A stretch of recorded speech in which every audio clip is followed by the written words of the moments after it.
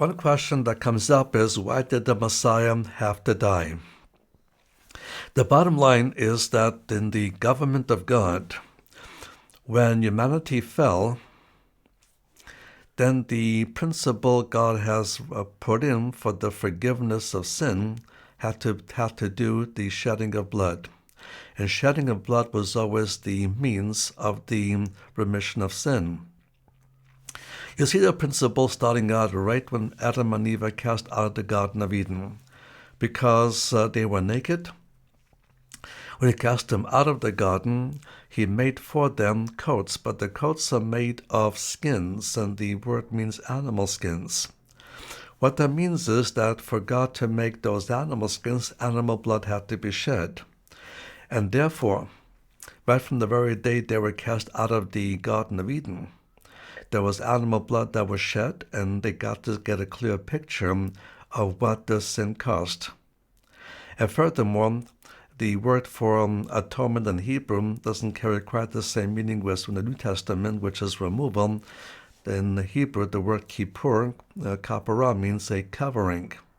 And the animal skins covered their nakedness, portraying that the sin would be covered, but be covered by animal blood. Animal blood could not take away the sin, but animal blood could be used for the purpose of covering the sin.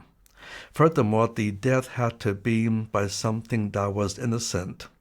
And one reason God would not accept human sacrifices because until the Messiah came, all descendants of Adam and Eve would be inheriting the sin nature that's passed down from generation to generation from Adam. And therefore, no one can die on behalf of another insofar as the atonement was concerned, because they were not innocent of sin themselves, but animals were innocent of sin, and therefore the animal blood would have to be shed to cover the sin of the person who's the sinner.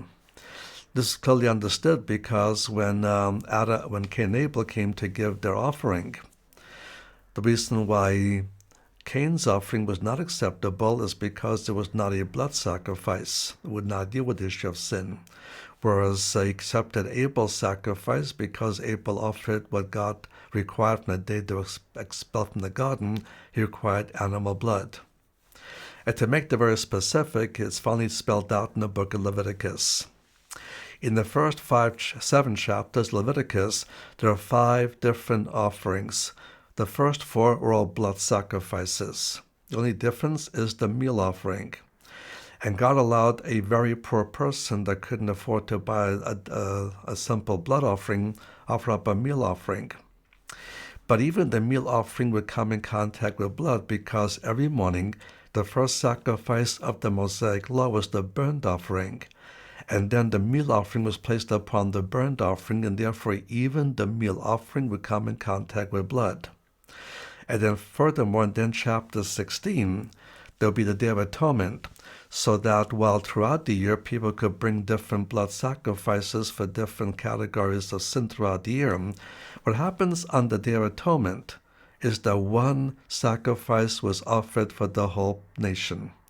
There's a common misconception on the Day of Atonement everybody brought their sin sacrifice. The answer is no. The sin sacrifices individually came throughout the year. But on the Day of Atonement, there was one goat that shed its blood, and so that one goat, the blood was shed, and the atonement was offered to all Israel. And so the blood atonement of the goat was not limited, it was unlimited to all Israel, but was applied only to those who truly believe. So the provision of the atonement was unlimited, the application was limited to those who actually believed, and they received the covering of the sin. But again, it was a covering and not a removal. And God then finally portrays exactly why blood sacrifices were essential, and that's in chapter 17, verse 11 of Leviticus. Leviticus 17:11, that is the blood that is to be shed for the forgiveness of sin. I've given you the blood to make atonement for your souls. I've given you the blood to make atonement for your souls. And in God's governmental system, blood will be the only means. It would be a substitution, but it had to come from something innocent, not guilty of sin, and temporarily that became animal blood. So that was the principle. So when God begins to give more and more messianic prophecies, finally a key prophecy is made in Isaiah chapter 53. The whole context is chapter 52, verse 13 through chapter 53, verse 12. He talks about the sufferings of the Messiah, the abuse of the Messiah, the rejection of the Messiah, but the key passage is verse 10. And it says in verse 10, when you shall make his soul an offering for sin. And in that passage, you have the key reason why the Messiah had to die. Messiah had to become the final sacrifice for sin. And God required the final sacrifice of sin to be human blood, but it had to be innocent human blood. And when Yeshua was born, he was born free of sin. And as often as Satan tempted him, he never subjected himself to sin. And furthermore, he was the only Jew that kept the 613 commandments of Moses perfectly applicable to him, so he's had innocent human blood. And so with the innocent human blood, he was able to provide the atonement. And like with the goat, the atonement of blood of the Messiah was shed for all. It was unlimited for all. But secondly, it's applied only to those who believe. And because this was the final sacrifice for sin and it was innocent human blood, at that point sin was no longer merely covered, it would be removed. So those who now believe our sins are not merely covered, it is removed. And we have a new relationship with God that the Old Testament saint cannot experience. Here's the difference in the book of Hebrews. When the Old Testament saint offered up a sin sacrifice, he still walked away with a consciousness of his sin, because the sin was not taken away. He knew he was forgiven. His fellowship with God was restored, but he still walked away with a consciousness of sin, knowing you have to repeat the sacrifice again sometime later.